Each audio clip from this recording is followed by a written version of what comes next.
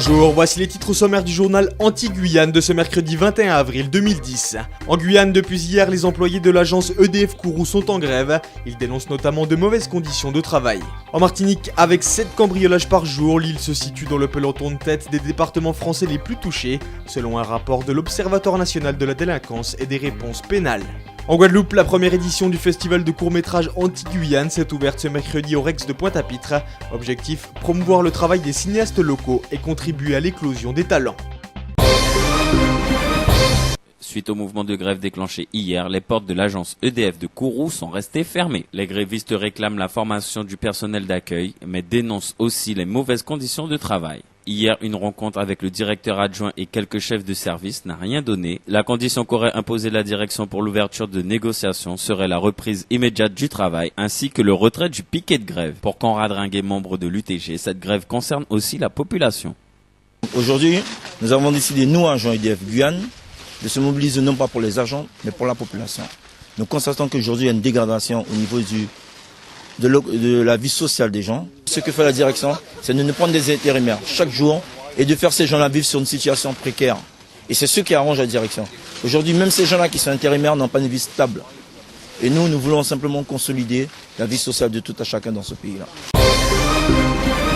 La Martinique est dans le peloton de tête des départements de France connaissant le plus de cambriolages, avec 2603 vols par effraction recensés par l'ONDRP, l'Observatoire national de la délinquance et des réponses pénales l'an dernier.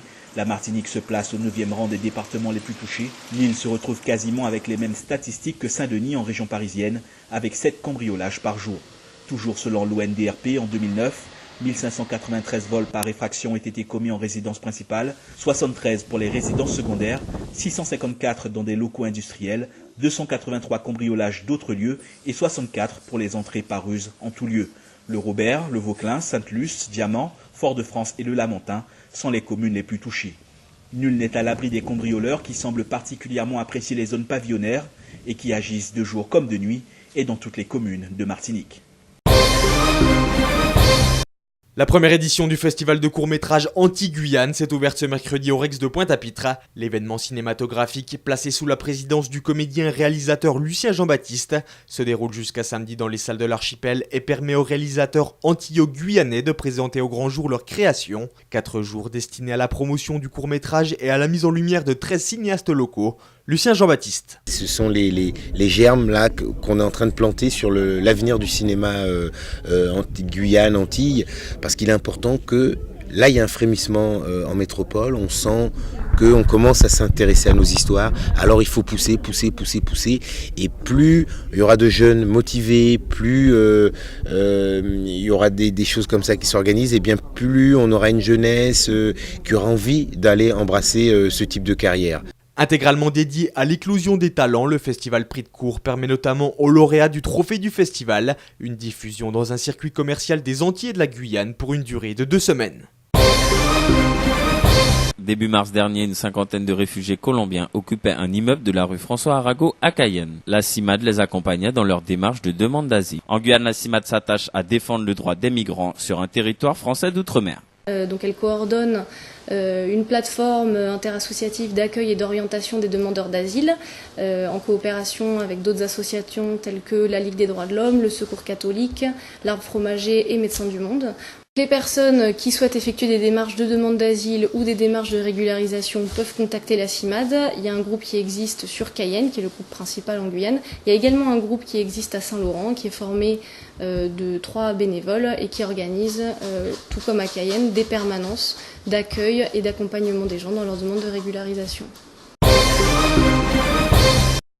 Jusqu'au 26 avril, les artistes plasticiens guadeloupéens présentent au public leur exposition intitulée Solidar Haïti à la Galerie Paul Dard du Gosier. Cette action de solidarité, initiée par une vingtaine d'artistes de l'archipel, vise à récolter un maximum de fonds pour venir en aide aux plasticiens haïtiens dépourvus de toute ressource depuis le séisme survenu le 12 janvier dernier. La première édition de Solidar Haïti est avant tout destinée à fournir du matériel aux créateurs locaux dans le but de recommencer à peindre dans des conditions optimales, mais surtout pour amplifier leur potentiel de créativité suite à ce drame humanitaire humanitaire. Maurice Vital, Rolf Sambal Goudi ou encore Joël Nanquin ont manié les pinceaux avec la plus grande dextérité afin de présenter aujourd'hui une exposition hautement symbolique placée sous le signe de la solidarité et de la fraternité. Une main tendue vers les artistes haïtiens de manière à ce que la pratique de la peinture et des arts puisse perdurer au-delà de nos frontières.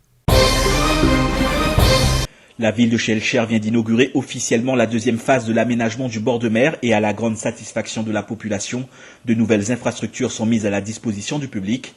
Il y avait déjà la place illuminée des Arawaks, mais désormais, sur le site de la rivière Cazenavire, ce sont près de 2 hectares qui ont été rattrapés sur la mer dans le cadre d'un plan chapeauté par la communauté d'agglomération du centre de la Martinique. Le projet qui s'est étalé sur plus d'1 an aura coûté près de 6 millions d'euros et dispose de surfaces de jeux et d'aires de loisirs pour les personnes de tout âge. À quelques mètres de là, la place des Arawaks accueille chaque nuit des milliers de personnes depuis des années. Des sportifs et des familles y viennent pour la détente ou les loisirs sous la bonne garde d'agents de médiation sous contrat avec la municipalité. Leur présence a visiblement contribué à rassurer les visiteurs et rendre plus serein cet espace convivial, de l'avis de plusieurs habitués du site.